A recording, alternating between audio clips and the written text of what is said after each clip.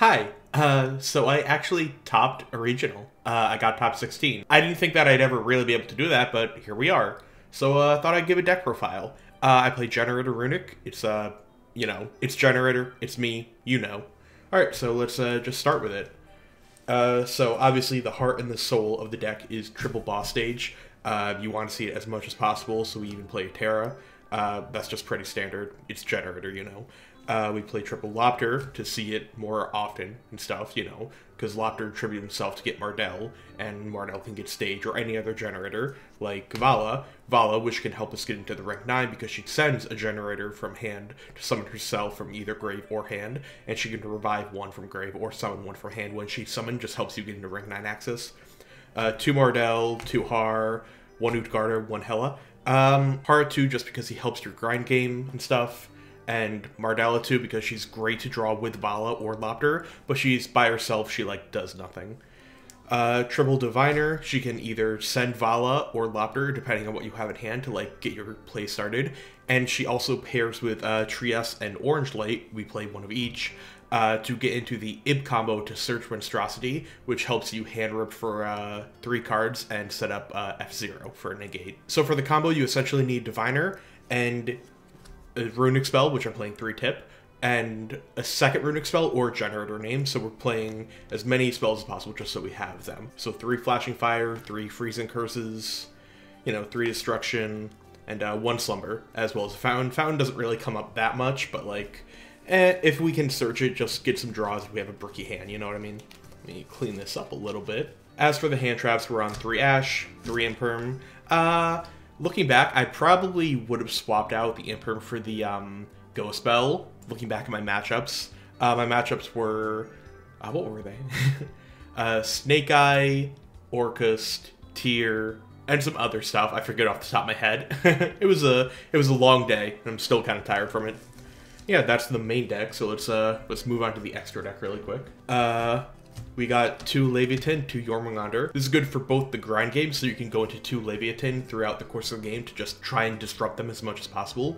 And having 2 Jormungandr lets you do the triple hand rip combo while still having access to your Leviathan. That does make one of the Leviathans dead in the extra deck because it can't summon a Jormungandr if you already used it for the combo. But like by himself, he's just a, you know, minus 1k debuff to all your opponent's bodies, so like not the worst. And then for the other stuff, we got a Typhon, just like a really good generic card.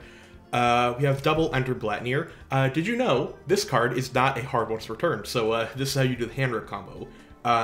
Using Monstrosity and just, I'll go through the combo later, but using this, you can get 4 level 9s on board and just, you know, rip 2 cards out of their hand. And then we use them to go into Utopic Future that we play one of, and then UDF that we play one of. Just, you know, monster negate. Ib, because she searches Monstrosity and we can play it. And then Little Knight, it's Little Knight, I don't gotta explain it. Then onto the Runick stuff, we play 1 Hugin, 1 Munin, and double Sleipnir. I like double Sleipnir just because, you know, again, I really value the grind game in this deck. I feel like I can outgrind any deck, even Labyrinth, which in my opinion is the grindiest deck of the format right now. Hugin is just because she searches Fountain for if we have a really Runick heavy hand. And then Munin, because he's a level 3, that's how we get our Monstrosity combo online with the Orange Light. We synchro with him and Orange Light into, what's her name? Ib. I'll go on to the side deck. Triple Droll, triple Nib, 2 Lightning Storm, a Duster, triple Summon Limit, best card in the deck. It's just, we can play around it so well. Most decks in the format can't really play around it. If you get this on board, you just auto win versus some decks. Like Fire King, auto loses, Tyr, auto loses, just like really, really good card.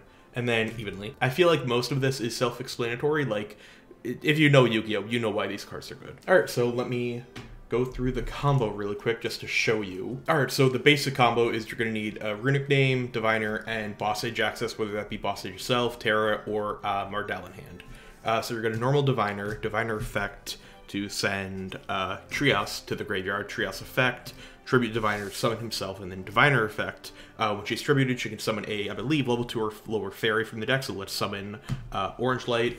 We activate Freezing Curses, freezing to summon Munin, and then we synchro with them, right, to make, fucking, what's her name? Ib, the World Chalice, whatever. Ib effect lets us add Monstrosity to hand. So we're going to activate Monstrosity, targeting Trias to summon Har, as well as Hela from the deck. And then we activate Boss Stage, we are going to overlay Trias and Hela into Jormungandr. Jormungandr effect, detach. So this makes both us and our opponent draw a card and attach a card from hand or field onto Jormungandr. So let's just draw a card, boss stage, and let's say our opponent just attaches a token, right? They can't do that, but like I don't have another card.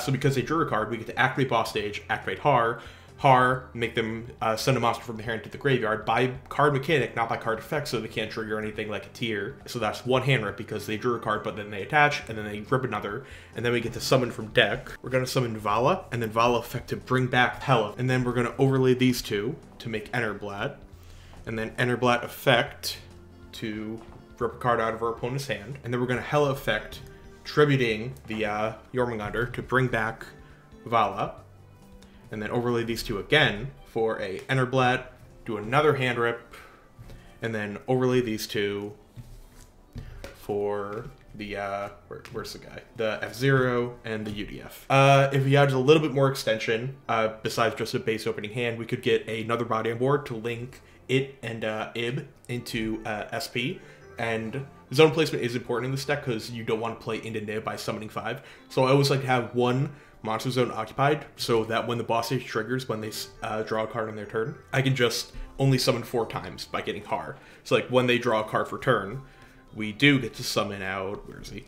The Har, and then spam the board with tokens. So 1, 2, 3. And yeah, so that's 2 negates, and they have 3 cards in hand. So realistically, you're just dealing with 1 card. So if you open a hand trap like Ash or Imperium or whatever, you're good, even if you opened a Runick spell, additionally, to like some form of interruption. That is the ideal full combo, and I'm really happy that I performed well with this deck, you know, like, it's my favorite deck, so getting top 16 with it, that's just, really cool. Alright, so yeah, big thanks to Joseph. He helped me test out the deck a lot, like, we just, talked a lot of theory with each other about it, and, yeah, that's pretty much it. Subscribe, blah, blah, blah, you know the deal.